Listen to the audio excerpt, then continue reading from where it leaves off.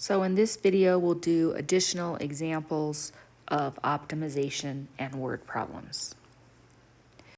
So for our first example, we have a rectangle constructed with its base on the x-axis and two of its vertices on the parabola y equals 16 minus x squared. We want to find the dimensions of the rectangle with the maximum area. And so we want the dimensions, and we want to know what the area is. So our objective is to maximize the area. Now, identifying our variables here is going to be easiest if we draw a picture, and it will help us wrap our heads around what's going on. So we have the parabola 16 minus x squared, which is going to be an upside down parabola that crosses the axis at -4 and 4. We want to construct a rectangle inside of that parabola so that two of these corners are on the parabola. So keeping in mind that we want to know the maximum area, we want to talk about the area of this rectangle.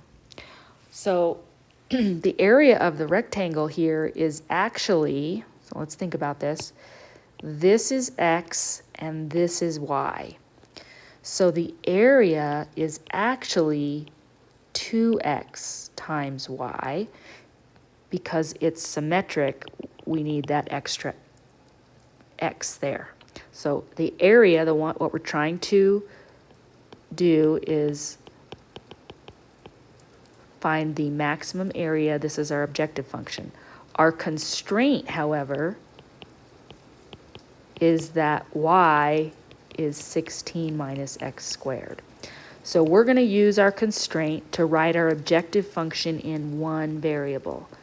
So I'm going to have a equals 2x times, in place of y, I'll put my 16 minus x squared. At this point, we want to know what our interval of interest is. Well, we know, looking at our picture here, that x has to be less than 4, but also greater than 0. So again, at this point, we just need to plug our objective function that's in one variable into our calculator. We want to make sure that we're only looking at the interval where x is between 0 and 4, and we get, so I used the window x between 0 and 4 and y between 0 and 500. And you can see that you get x equals 2.309 and y equals 49.27. So let's answer the question. Now, keeping in mind, if we were using calculus, we would find these values exactly. We wouldn't have decimal approximations, but we're just using our calculator, and we can say that if x is 2.309, the dimensions would be 2 times 2.309 by 10.67. Now, where did the 10.67 come from? Well,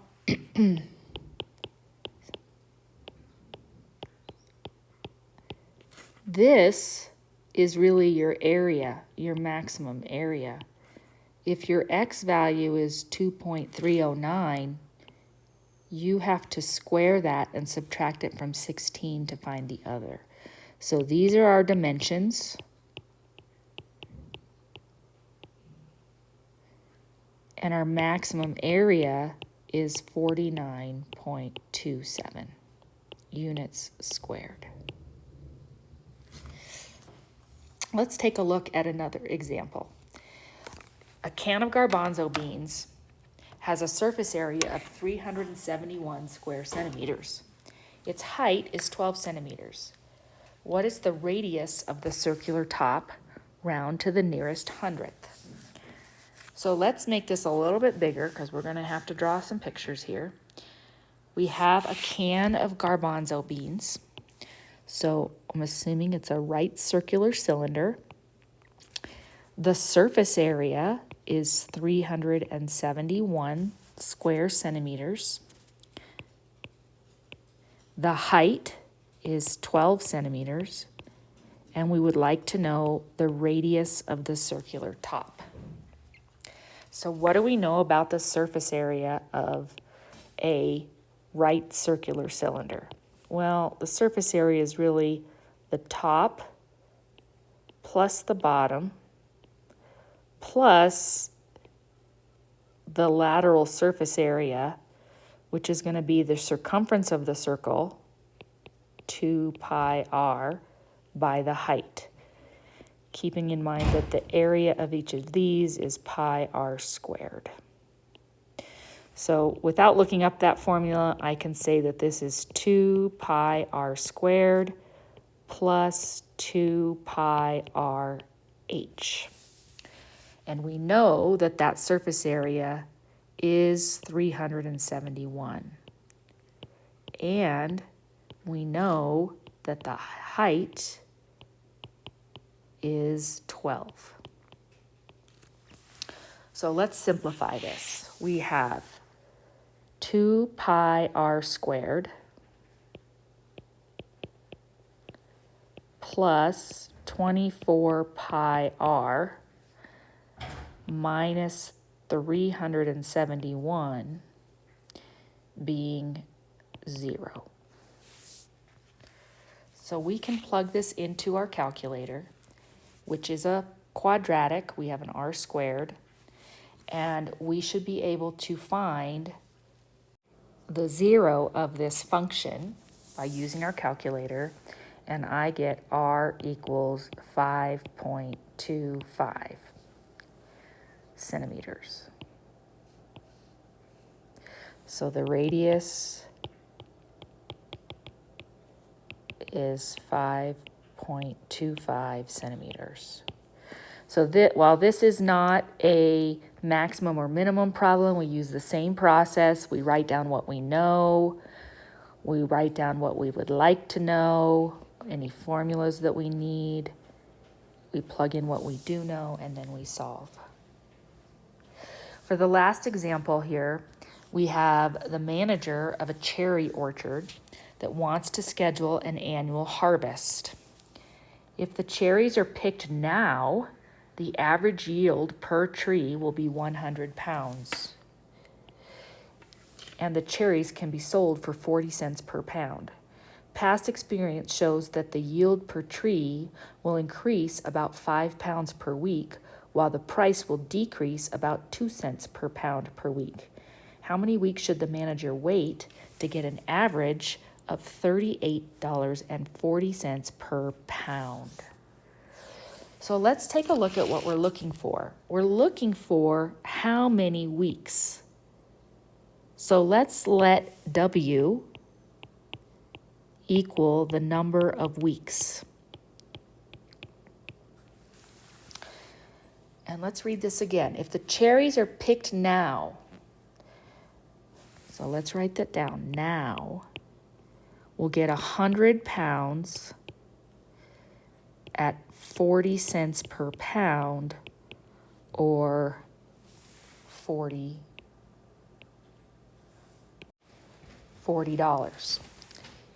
If we do it X weeks in the future,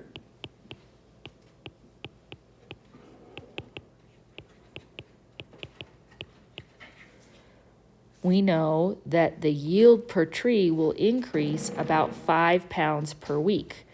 So that would mean 100 plus 5 pounds per week, and that the price will decrease from 40 cents by 2 cents per week. The question is, how many weeks should the manager wait to get an average of $38.40?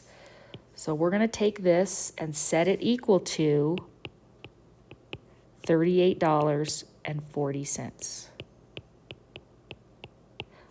I'm going to simplify that. You can pause your video and see that you can do the same. So I get 0.1x squared minus 1.6 equals 0. I'm going to add the 1.6 to the other side and divide by 0.1. That's going to give me x squared equals 16, or x equals plus or minus 4. Now, because x is the number of weeks, it has to be greater than or equal to 0. So the manager should wait how many weeks? 4 weeks.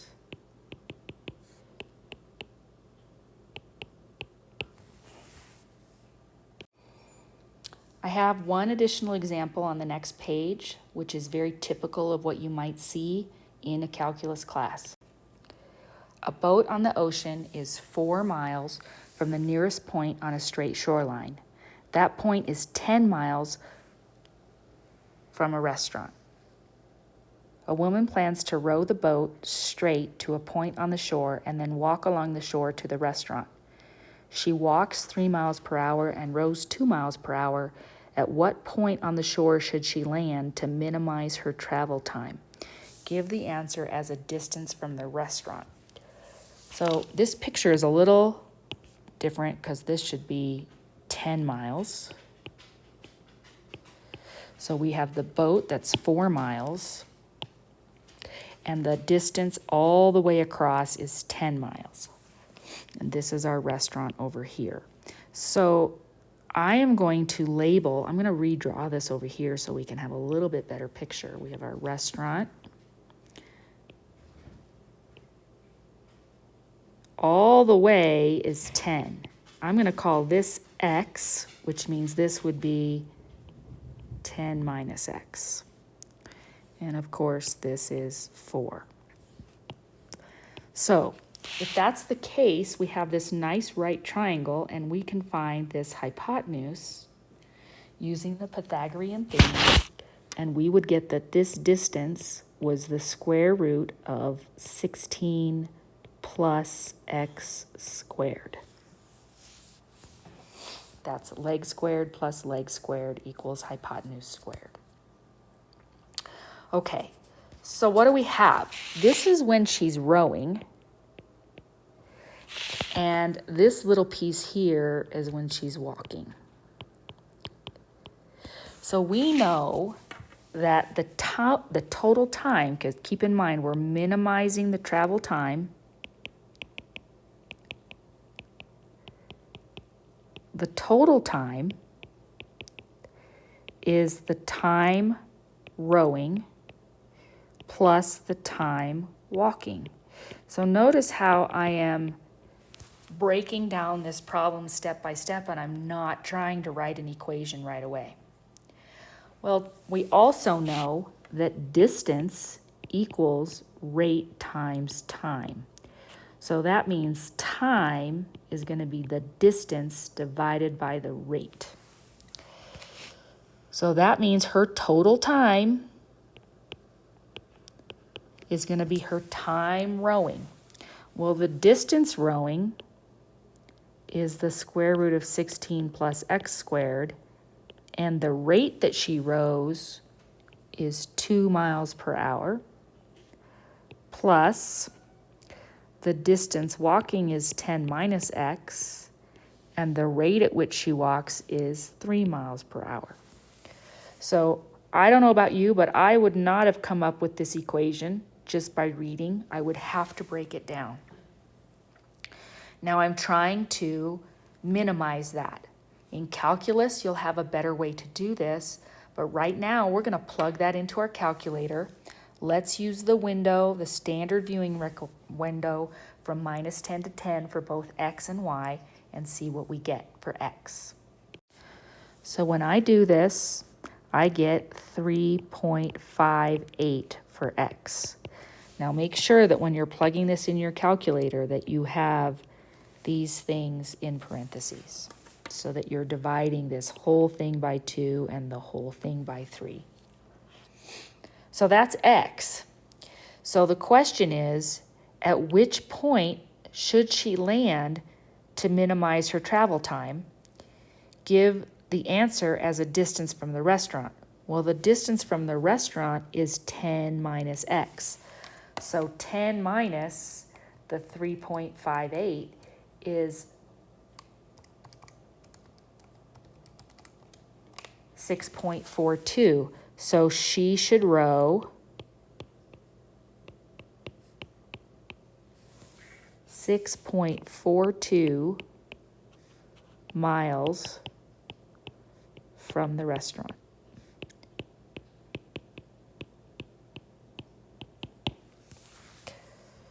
All right, that concludes this video on optimization and word problems.